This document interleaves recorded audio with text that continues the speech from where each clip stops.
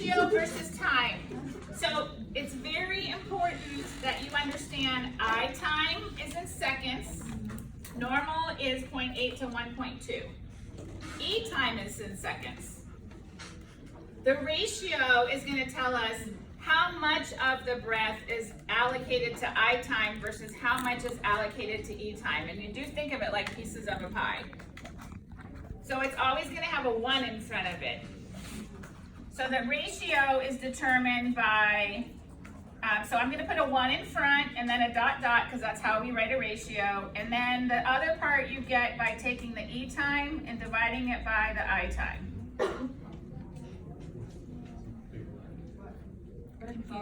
Dot dot or just a dot? No, it's dot dot, like a colon. Colon, okay. So E time divided by I time. So for It's the a ratio is always going to be 1 to it'd be something. like 4.2 divided by 8.9. For our purposes it is. You have to say 1 and 4. So if your I time is 1, so just listen for a second. It's easy if your I time is 1, because then the E time is the other part of the ratio, because you're just doing 4 divided by 1. So that would be a 1 to 4 ratio. But your I time isn't always 1. It's not that easy. So if I had a 1 to 4, then this is 1 part inspiratory time, 4 parts expiratory time. So people make mistakes and they'll be like, oh, my I time is 1.4, because they say it's 1 to 4. It's not. Your I time is in seconds. The ratio is different. So here, let's say we have a I time of 0.8, and our E time is 4.2. So now you would have to actually do 0.8 divided by 4.2. Oh, and you got those decimals and all that crap to figure out. Isn't it? We got the way. Oh, sorry, yes. I thought that looked weird. Thank you. So it's going to be 5 point something.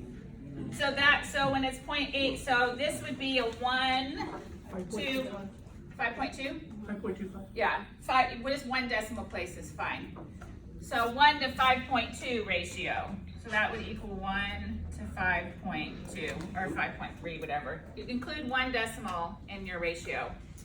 So we can round up or just leave it at round down. Just round normal, 0.5 and higher. So I could make this 5.3 because Okay. it was 5.25. Yeah. So that gives you a 1 to 5.3 ratio. So that's not an I time of 1 to 1.5. It's an I time of 0.8. I see. Okay, so the ratio and the time are not the same. Don't confuse them. Can you explain what that ratio is giving you again? It's the what part of the breath is allocated to the I time versus how much is allocated to E time. So 1 part is inspiratory time and 5 parts are expiratory time here. A normal ratio is 1 to 3 to 1 to 4. So normal is 1.3 to 1.4.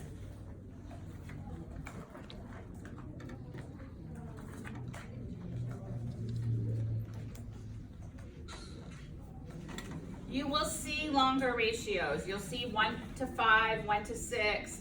I don't worry about big ratios like that. In our world, we are worried about ratios that are too small. 1 to 1, 1 to 2. Look, if it's 1 to 1, half of the time is inspiratory time and half of the time is expiratory time. That's not how we breathe. So if you get your ratios off, guess what's going to happen? You're going to have air trapping because you're not giving your patient enough time to exhale. So, Just to confirm, it always goes inspiratory time to expiratory time. Correct. So that's your ratios. Yes. 1 is your inspiratory. And 2. Correct. So if you, because you're going to learn that you don't always get to change I time. Sometimes you have to change the ratio instead. And by doing that, you'll change your I time. So the second way is to go down on the go up on the IE ratio. Make the E part long, bigger.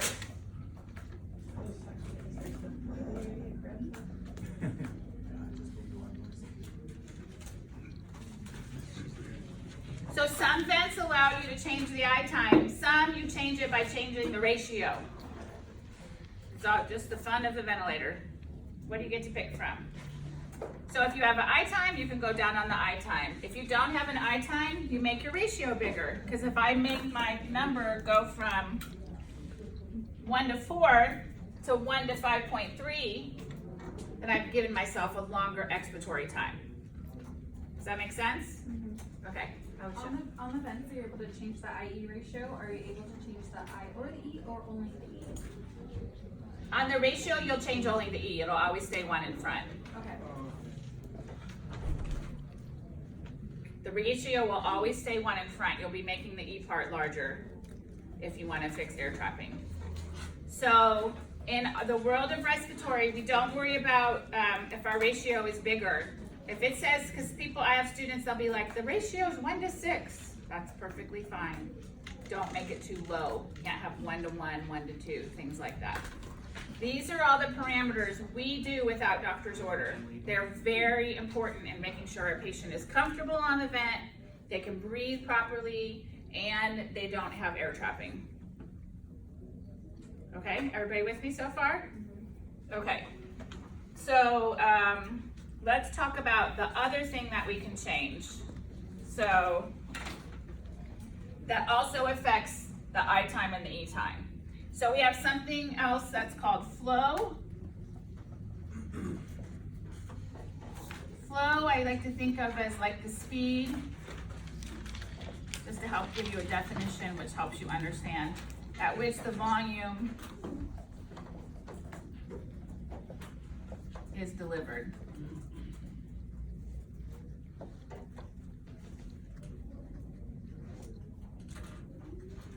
And normal flow is 40 to 80 liters per minute, but 60 is our happy place. That's kind of like our starting point.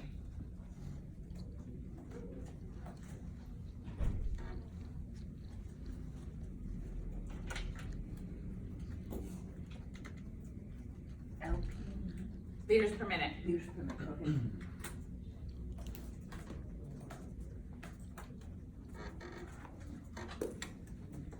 When you think of flow, think of like you're driving a car, which is why I relate to mechanical ventilation a lot, because you guys all know how to drive a car. Speed, how fast you drive your car depends on how fast you get somewhere, right? Right.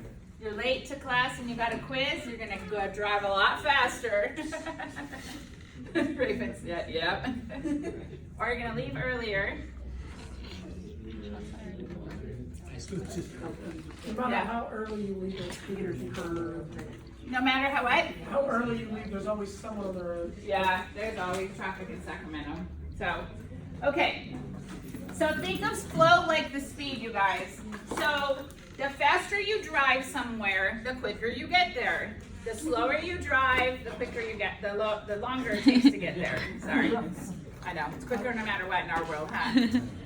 Flow in ventilators is the same way.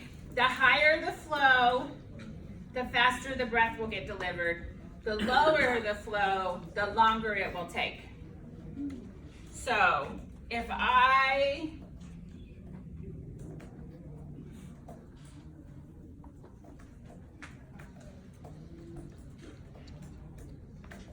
just enough space. So let's say this flow is 20 liters per minute, and this flow is 60 liters per minute. The lower the flow, the longer the I time. So let's just say, for example, that this is 2.5 seconds, and this is back to 1 where we want it to be. If your flow is really low, it's going to take the ventilator a long time to deliver that breath. If you increase the flow, it will happen in a shorter amount of time. Just like if you're driving slow because there's an accident, now all of a sudden you accelerate, you can speed up, you can get faster, you can go faster in a shorter amount of time, right? You can go a longer distance in a shorter amount of time. So by simply increasing the flow, we will also decrease the I time. Like you see right here. I went from 20 liters to 60 liters, and I went from 2.5 seconds to 1. This is purely an example, but by increasing the flow, you will decrease the I time. Just like increasing your speed in your car will get you somewhere faster. So I can't help what the police do to you. So we can increase our flow is another way. What is the? Increase flow equals low arc time. Liters per minute, 1 second. Oh yeah, 60 liters per minute, and then I said I time. So I'll say I time equals 2, I time equals 1. Yes. Just to clarify, There's a question, please. you said like, the quicker the flow, the quicker they'll get the breath, right? Correct. So then when you have a higher flow, you're gonna have a higher inspiration, or a higher eye time? Lower I time. Lower? Yeah, because you're going faster. Here. So then why does the settings have both on there then? So they'll have an inspiration time or an eye time of like 1 second, which you can set the liter flow to whatever you want. Most of the vents have one or the other. There's only one vent who has both. So the reason I tell you all this is because of what Perry's question just was. Most of the vents have one thing that you can change. You can change the time, you can change the ratio, or you can change the flow. And by changing any one of those, you change all of that at the same time. So if you can't change the I time, you could change the flow, and you could increase your flow, and it will make your I time go down, which will make your E time go up. It'll also make your ratio go up. I know. You listen to that one 100 times because it's very important. If you change one, you change the other. So if you go to the knob on the ventilator and you turn down your inspiratory time, you are going to increase your flow. Okay. Because if I said go faster, it has to go, if I said do it in less time, it has to go faster. Dennis. Oh, I'm not raising my hand. Oh, you're just filming? Yeah. Hi. Okay. Give you a little laugh there. So, you change the rate. You also change, right? If I turn my rate down, am I also going to give myself a longer expiratory time? That's what we did here. So the very last one on the bottom, because it would be the very last one you would be doing, would be to decrease the respiratory rate.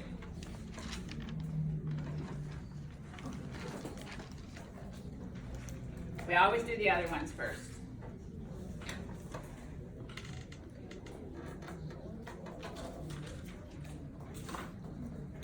So next week or Friday or whenever you come in, as you're working on your vents, I want you to go to the I times or the ratio or the flow or whatever it is that on the ventilator that you're working on and play with them. As people like to say, I'm playing with the ventilator. It's not a toy, but still, I know that's what everybody says. And manipulate the knobs and watch how things change. Watch what happens when you change the I time, how it changes your ratios. When you change the flow, how it changes your I time. When you change the ratio, how it changes something else. And you can look at all the different numbers and watch how they change, and you'll also see your graph change as well, because you'll see it take longer or shorter amounts of time. Did you have another question, Perry?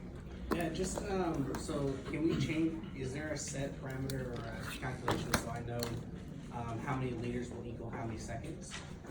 No, there might be some calculation out there, but I don't know it.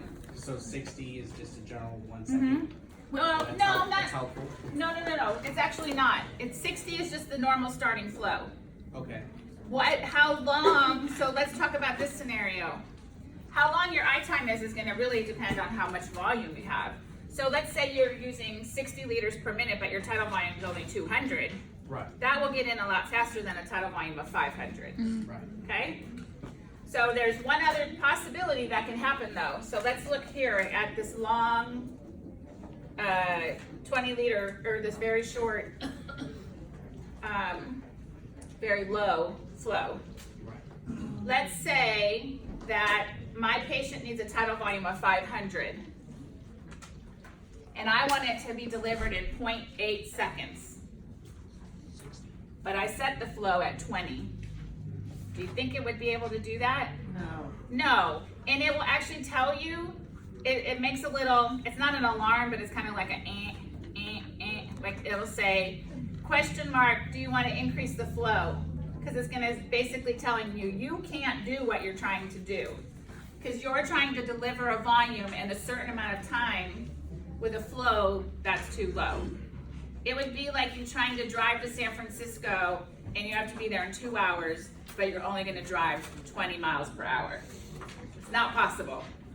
Same thing, if your flow is too low for the tidal volume that you're trying to deliver within a certain amount of time, you won't be able to do it. So it won't even let you set it because it knows that it can't happen. So those are things you see as you start tweaking on the ventilators and looking at things. Okay? Everybody good so far? I know it's a lot of information.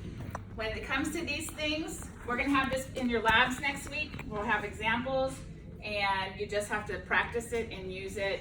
Reread your notes again, listen to it, watch the videos again, all the stuff that everybody's doing. Okay?